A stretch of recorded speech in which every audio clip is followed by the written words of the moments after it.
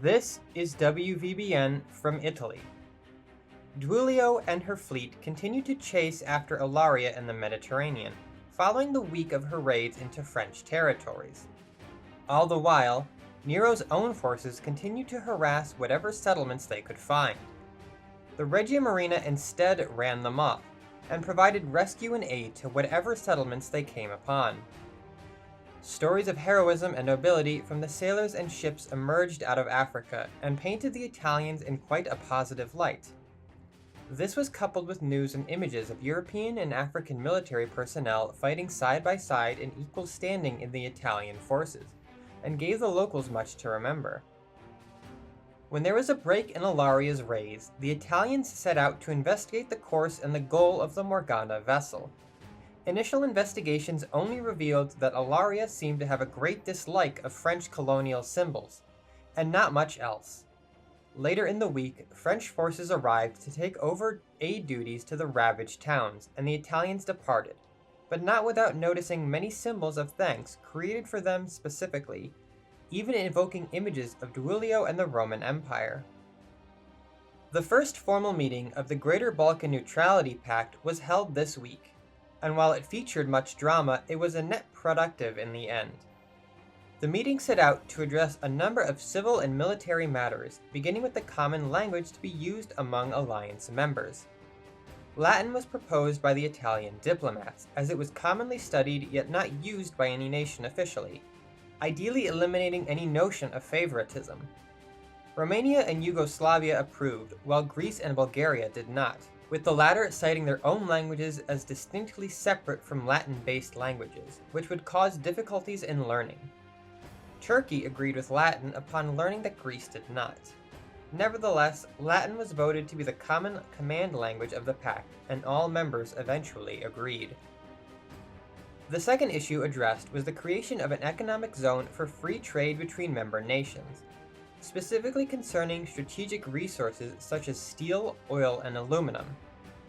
This would also include manufactured equipment such as tractors and machine tools. With some tweaks, this proposal also passed and without resistance, allowing member nations free access to the resources of the others.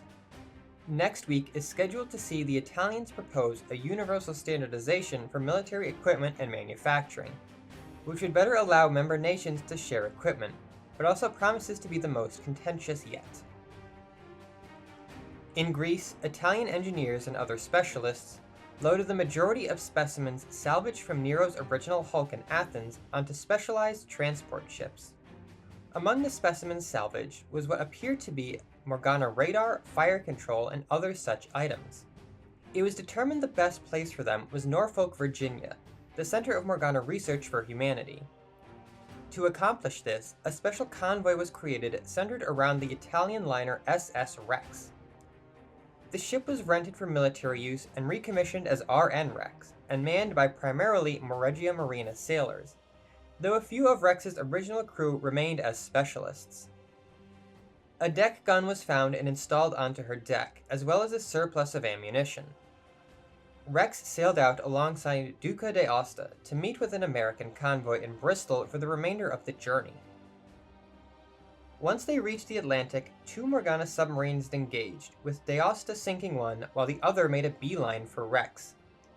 With her poor maneuverability, things seemed lost for the cruise ship, until her belle awakened to fire her gun at an approaching Morgana, and belittle the French for leaving their nearby waters so poorly defended.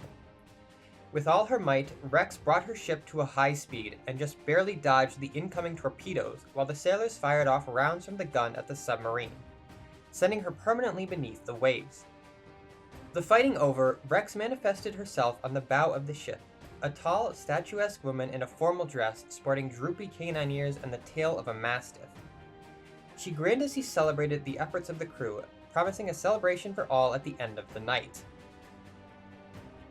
Other news from Italy concerns the recently discovered Morgana dockyard facilities in the Arctic. The Regia Marina concluded its forces were unable to commit to an attack so far from home, as well as threatening Narvik primarily, and so called upon the INPF to form an international task force to deal with the facility. Italy would provide a few ships, but would not be leading the bulk of the attack. Ghost ship interdiction was unsuccessful this week, as Italian forces led by Carabinieri attempted boarding operations with Italian frogmen and destroyermen. They were unable to locate and intercept any vessels, and retired for the week.